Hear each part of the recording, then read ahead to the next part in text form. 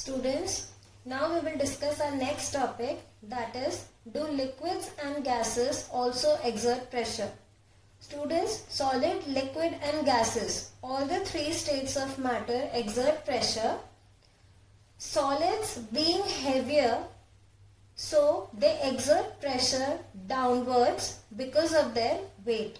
But in liquids and gases, the pressure is exerted in all directions, that is downward, upward and sideways.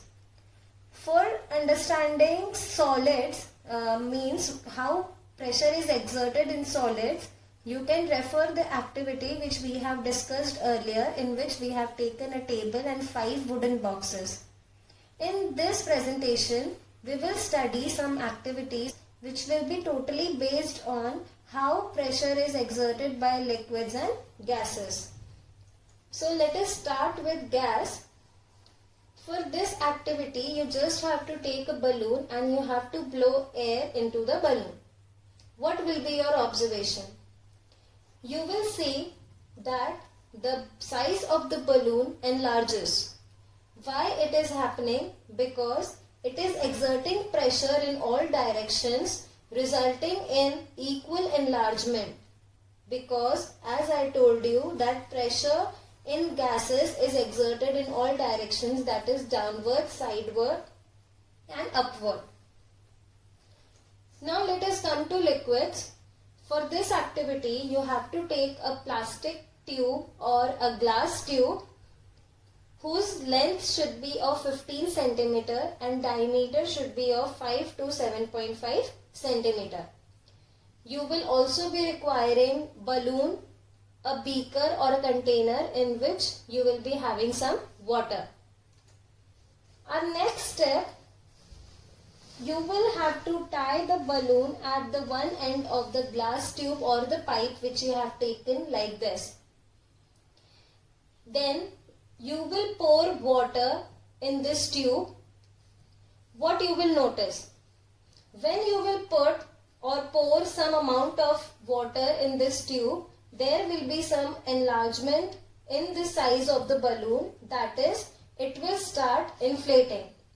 But when you will continue the pouring of the water into the pipe, the size of the balloon will increase.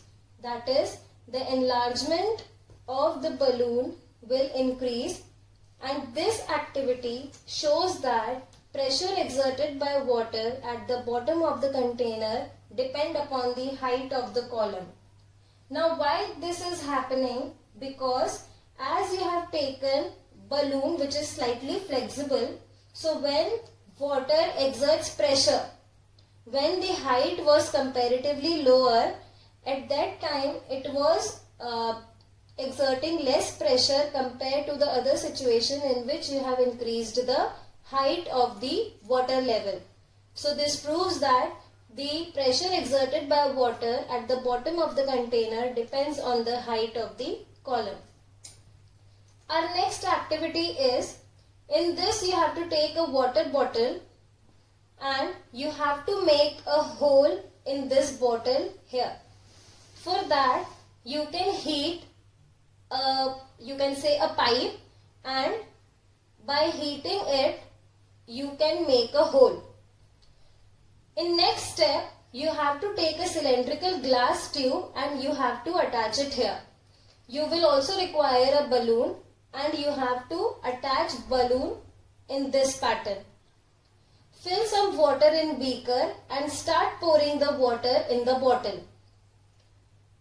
In next step, you will see when the water will be filled to some height, it will reach to this cylindrical tube and ultimately it will exert pressure, and which will be recorded in this balloon by inflating it. Means in this condition also the size of the balloon will increase to some level, and this activity shows that a liquid exerts pressure on the walls of the container.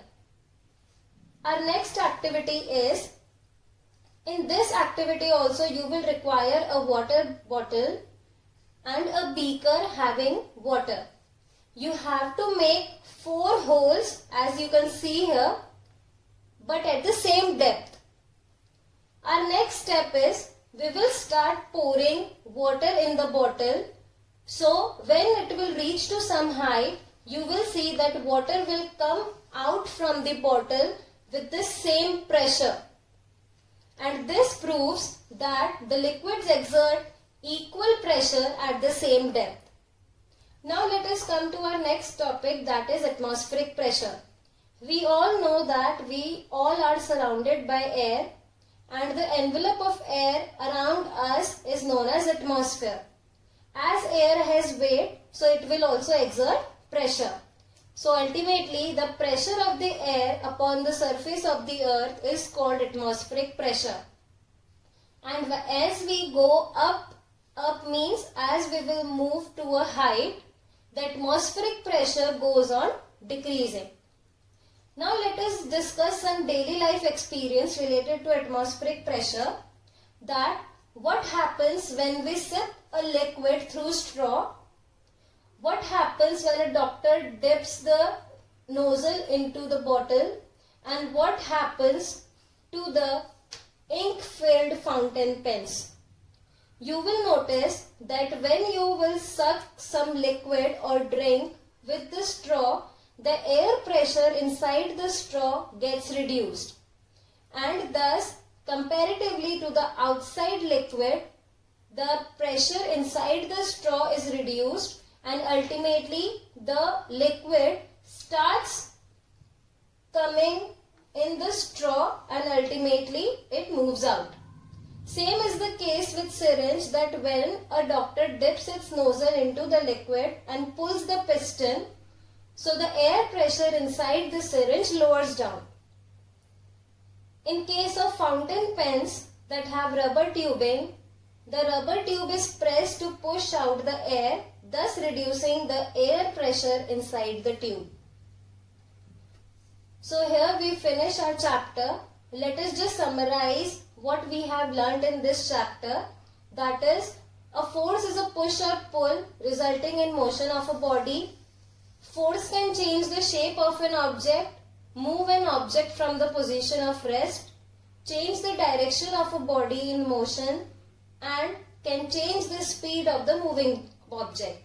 There are two types of force, that are contact force and non-contact force.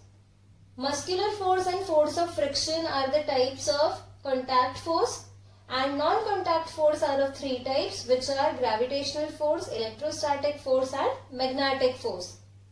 We have also studied pressure. Force per unit area is known as pressure. Pressure in solids exerts downwards, and the pressure by liquids and gases is exerted in all directions. The envelope of air around the earth is known as atmosphere, and the pressure of the air upon the surface of the earth is called atmospheric pressure. Thank you.